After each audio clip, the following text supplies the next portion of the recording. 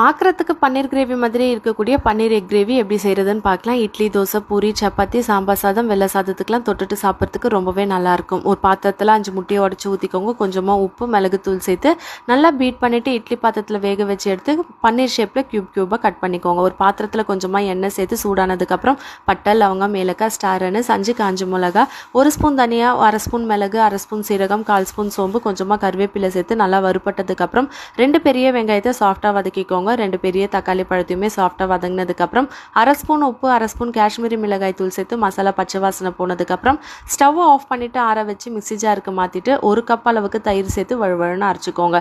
அதே பாத்திரத்தில் தாராளமாக எண்ணெய் சேர்த்துட்டு கொஞ்சமாக கருவேப்பிலை, 1 ஸ்பூன் இஞ்சி பூண்டு பேஸ்ட் சேர்த்து பச்சை வாசனை போனதுக்கப்புறம் அரைச்சி வச்ச கிரேவியை சேர்த்துட்டு கிரேவிக்கு தேவையான அளவுக்கு தண்ணி, கொஞ்சமாக உப்பு சேர்த்து பச்சை வாசனை போகிற அளவு கொதிக்க வச்சுக்கோங்க. ஒரு கைப்பிடி அளவுக்கு குடமிளகா, வேக வச்சு கட் பண்ணி வச்சிருந்த முட்டையை சேர்த்து எண்ணெய் பிரிஞ்சு வர அளவுக்கு கொதிக்க வச்சுட்டு கொத்தமல்லி தூவி சர்வ் பண்ணிங்கன்னா அட்டகாசமான பன்னீர் எக் கிரேவி ரெடி.